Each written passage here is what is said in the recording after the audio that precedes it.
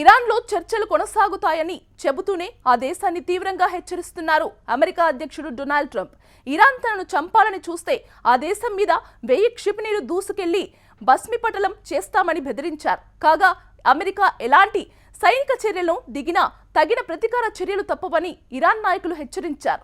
తమకు అమెరికాపై ఏమాత్రం నమ్మకం లేదని చెబుతున్నారు. కాగా ఇరాన్ సుప్రీం లీడర్ మొస్తాబా ఖమేనీకి అనుబంధంగా పనిచేస్తున్న ఆర్థిక నెట్వర్క్ పై భారీ ఆంక్షలు విధించింది అమెరికా. అటు ఇరాన్ అణు కేంద్రాల దగ్గర మళ్లీ సందడి మొదలైందనే వార్తలు కలవరపెడుతున్నాయి.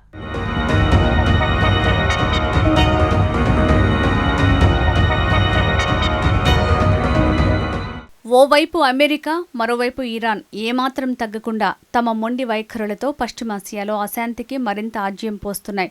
ఇరు దేశాల మధ్య తాత్కాలిక ఒప్పందం కుదిరినప్పటికీ ఉద్రిక్తతలు తగ్గటం లేదు. పరస్పరం దాడులు చేసుకుంటూనే ఉన్నాయి. ఈ నేపథ్యంలో అమెరికా అధ్యక్షుడు డొనాల్డ్ ట్రంప్ ఇరాన్కు తాజాగా మరో హెచ్చరిక ఇచ్చారు. ఒకవేళ తనను హతమార్చాలని ప్రయత్నం చేస్తే పరిణామాలు తీవ్రంగా ఉంటాయని స్పష్టం చేశారు. ఇరాన్లోని అన్ని ప్రాంతాలను పూర్తిగా ధ్వంసం చేయటానికి తమ సైన్యం సిద్ధంగా ఉందని పేర్కొన్నారు. ఇప్పటికే తాను అమెరికా సైన్యానికి ఈ మేరకు ఆదేశాలు కూడా ఇచ్చేశానని, ఇందుకోసం 1000 క్షిపణులను లోడ్ చేసి పెట్టామని చెప్పారు ట్రంప్. తనకేదైనా జరిగితే ఇంతకుముందెన్నడూ లేనంత భారీ స్థాయిలో ఇరాన్పై బాంబుల వర్షం కురిపించాలని నేను సూచనలు జారీ చేశా. అయితే టెహరాన్ నన్ను చంపడంలో విఫలమవుతుందని ఆశిస్తున్నా అంటూ ట్రూత్ సోషల్లో రాసుకొచ్చారు.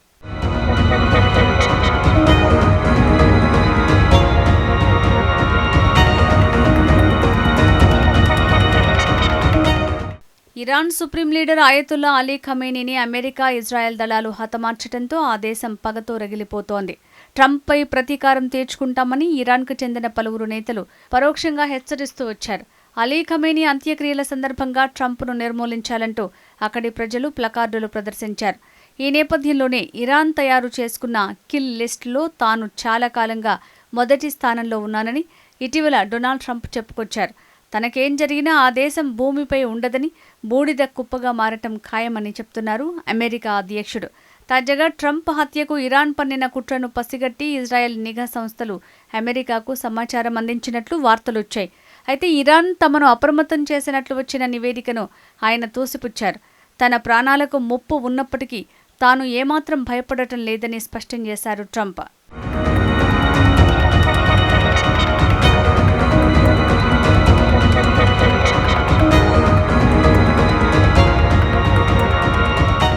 ఇరాన్తో యుద్ధ విరమణ ఒప్పందం ముగిసిందని అమెరికా అధ్యక్షుడు డొనాల్డ్ ట్రంప్ ప్రకటించిన నేపథ్యంలో ఇరాన్ కూడా ఘాటుగా స్పందించింది.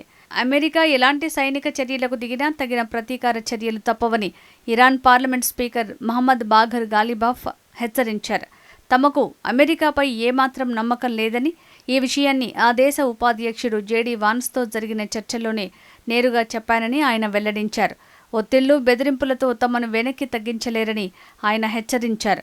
హర్మూజ్ జలసంధి తిరిగి సాధారణ స్థితికి రావాలంటే ఇరాన్ షరతులను పరిగణనలోకి తీసుకోవాల్సిందేనని ఆయన పేర్కొన్నారు. ఇరాన్ తన దేశ రక్షణ సన్నాహాలను ఎప్పుడూ ఆపలేదని, అమెరికా ఒప్పందాన్ని ఉల్లంఘించే క్షణం నుంచి పూర్తిస్థాయి రక్షణ చర్యలు చేపడతామని, తమ దేశ హక్కులను కాపాడేందుకు గట్టిగా నిలబడతామని స్పష్టం చేశారు.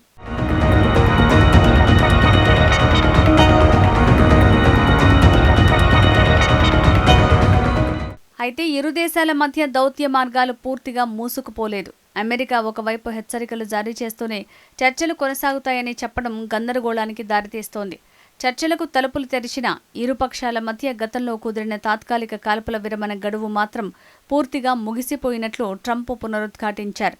ఈ విషయమై ట్రంప్ తన సోషల్ మీడియా ప్లాట్ఫామ్ ట్రూత్ సోషల్లో ఒక పోస్ట్ చేశారు.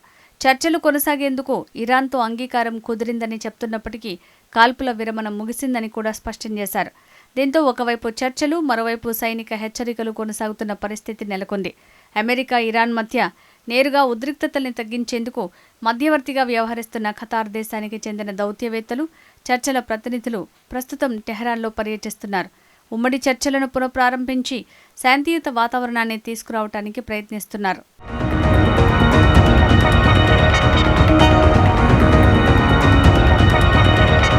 హర్మూజ్ జలసంధిలో వాణిజ్య నౌకలపై జరిగిన ఇరాన్ దాడుల నేపథ్యంలో అమెరికా మరో కీలక నిర్ణయం తీసుకుంది.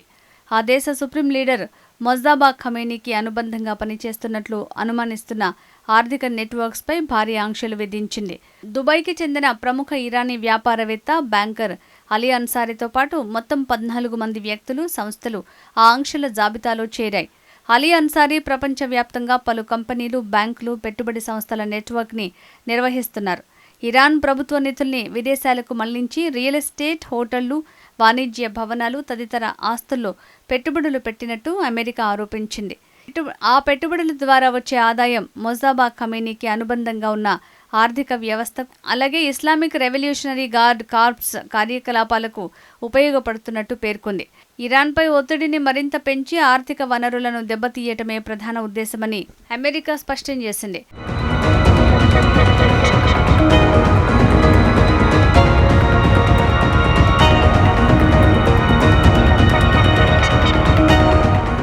ఇదిలా ఉంటే ఇరాన్ అణు కేంద్రాల వద్ద మళ్లీ కార్యకలాపాలు మొదలయ్యాయనే వార్తలు కలకలం రేపుతున్నాయి.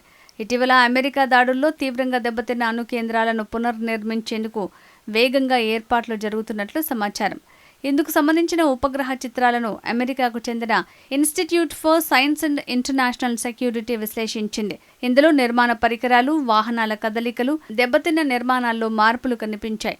దీంతో అణు కార్యకలాపాల పునరుద్ధరణ కోసం ఇరాన్ ప్రయత్నాలు ప్రారంభించిందని భావిస్తున్నారు. కాగా అవైతే నష్టాన్ని అంచనా వేసేందుకు శిథిలాలను తొలగించే చర్య కూడా అయి ఉండొచ్చని అంటున్నారు.